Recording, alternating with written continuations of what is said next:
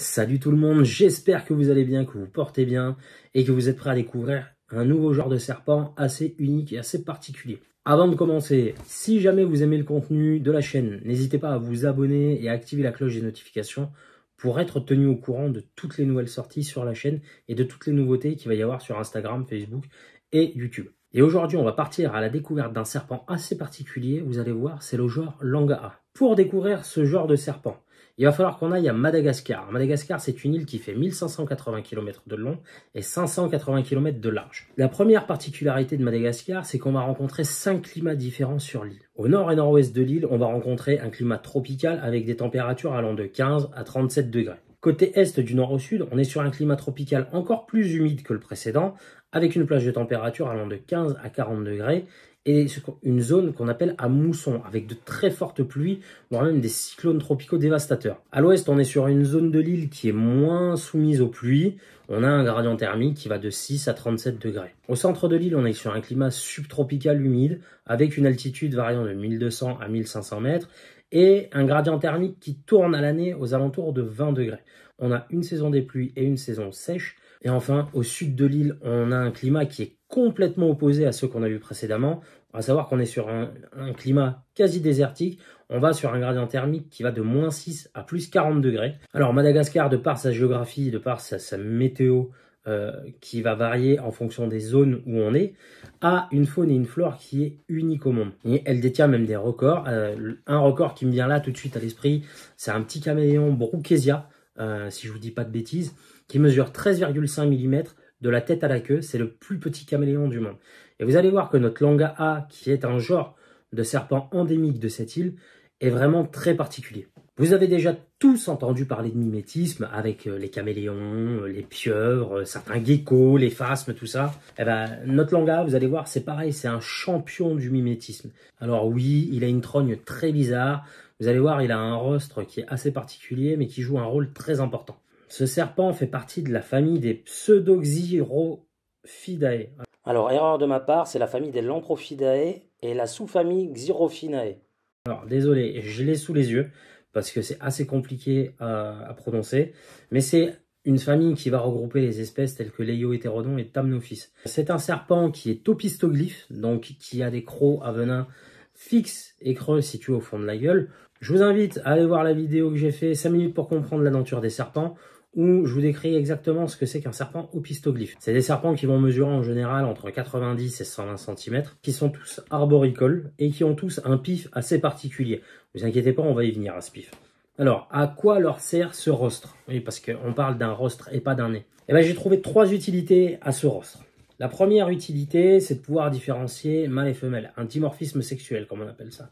Les mâles vont avoir un rostre en forme de pointe, alors que les femelles vont avoir un rostre en forme de feuille. La seconde utilité, selon moi, ça leur permet de perfectionner leur camouflage. Les Langaa ont déjà une écaillure qui est assez spécifique, qui les fait ressembler à des lianes, ok? Mais en plus des lianes, ce rostre va venir mettre, comment dire, une terminaison qui va ressembler à une jeune pousse de plante. Et la troisième utilité d'un tel rostre, selon moi, ce serait pour s'hydrater. Quand je regarde le comportement de ce serpent, vous allez voir par la suite, c'est assez intéressant, et que je le compare à celui de caméléon, eh ben je pense que quand il pleut, cet animal va laisser les gouttes couler sur son rostre, et ces gouttelettes vont venir hydrater l'animal. J'ai trouvé que ces 3 utilités-là pour le rostre du Langaa, et je pense pas qu'il y en ait d'autres. Par contre, je vous parlais du comportement, qui est assez intéressant. Les Langaa, pour pousser le mimétisme encore plus loin quand ils vont chasser, notamment, vont se laisser pendre au gré du vent à la manière de liane et vont attendre qu'une proie passe à proximité pour l'attraper. Alors là, on est sur un comportement mimétique qui est très poussé. Il n'y a pas d'autres espèces de serpents, en tout cas, je ne connais pas d'autres espèces de serpents à ce jour qui ont poussé le mimétisme aussi loin. Et c'est une technique de chasse qui est viable puisque ces animaux-là arrivent à vivre et survivre comme ça. Mais mis à part chez les phasmes qui vont à leur manière imiter une branche, je connais pas d'autres animaux qui sont capables de faire ça. Si vous en connaissez, n'hésitez pas à me les mettre en commentaire. Donc, comme je le disais, ils se laissent pendre parmi les branches. Et une fois que le lézard passe à proximité, parce que ce sont des serpents saurophages, donc ils mangent des lézards, Ils vont l'attraper, ils vont mordre, injecter leur venin et enserrer leurs anneaux autour de l'animal pour le maintenir jusqu'à ce que le venin ait fait effet.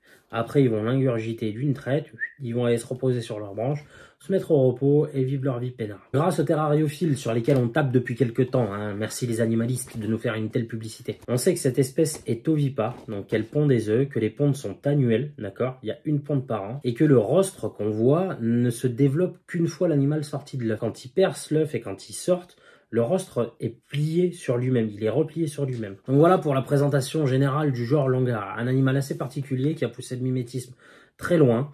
Alors ce genre comprend seulement 3 espèces que je vais vous présenter, j'ai pas trouvé énormément d'infos dessus, mais je vais vous les présenter quand même. La première espèce de ce genre, c'est Langara madagascariensis, décrit par Bonater en 1790. C'est le membre de la famille le plus connu, long de 1 mètre, il est totalement arboricole. Il vit dans les forêts sèches et un peu plus humides de Madagascar. Comme on peut le voir sur cette carte, il aurait été observé sur quasi tout le pourtour de l'île, hormis au sud. On rappelle que le sud, c'est une zone désertique. Étant donné que c'est le plus observé, on a supposé que les autres avaient exactement le même comportement et on s'est basé sur son comportement à lui pour décrire les 2 autres. Alors perso, j'ai rien trouvé sur la composition du venin du genre Langara. J'ai juste un rapport de morsure. Alors je vais vous le lire parce que je le reconnais pas par cœur. Donc lors d'un prélèvement d'individus le 17 avril 2005 pour le suivi de la population et l'étude de cette espèce, un chercheur a été mordu au doigt. Le serpent a mâchonné le doigt pendant une trentaine de secondes et d'un coup le chercheur a ressenti une douleur fulgurante dans le doigt. C'est le crochet à venin qui transperça la peau. Il a ressenti cette vive douleur un long moment après la morsure, et 10 minutes après la morsure, la douleur était toujours très vive et un gonflement du membre commençait à se manifester. Le gonflement a continué à s'étendre durant les 5 heures qui ont suivi la morsure, avec des difficultés pour bouger la main et les doigts. Des douleurs vives et lancinantes. Ces symptômes ont duré jusqu'au 24 avril 2005, avant que les symptômes ne commencent réellement à se calmer et disparaître. Alors il signale que le chercheur mordu est âgé de 24 ans pour 70 kg, qu'il n'a aucun traitement médical et est en pleine santé au moment de la morsure. Il n'a pas vu de médecin ni pris de traitement après la morsure malgré les douleurs, donc on ne peut pas conclure que le venin est puissant car aucun suivi médical n'a été effectué malheureusement. Mais les symptômes de cette morsure sont à prendre selon moi, personnellement, au sérieux. D'accord ? 1 semaine pour que les symptômes diminuent, on est sur une vraie envenimation. Pour moi, le problème qui se pose aujourd'hui, c'est que les venins de colubridés ne sont pas assez étudiés. Et on n'a pas assez de retour dessus. Et je pense qu'il y a des espèces qui ont un venin hyper puissant, qui font partie de cette famille. Qu'est-ce qui me fait dire que cette espèce a un venin qui est potentiellement puissant? Déjà, 1 semaine pour que les symptômes diminuent, c'est assez long. On n'est pas sur une petite envenimation. Et la deuxième chose, c'est quand on regarde la morphologie de la tête du Langara, il n'a pas de grosse poche à venin. Donc la quantité de venin injecté n'est pas énorme. Mais si la quantité de venin injecté n'est pas énorme et qu'on a quand même des symptômes pendant 1 semaine, ça laisse à supposer qu'on a un venin avec des toxines et des enzymes qui vont avoir un effet potentiellement dévastateur sur l'organisme et que ce genre n'est pas à prendre à la rigolade. Perso, j'ai pas trouvé d'autres rapports de morsure, c'est le seul que j'ai trouvé, donc c'est le seul sur lequel je peux me baser.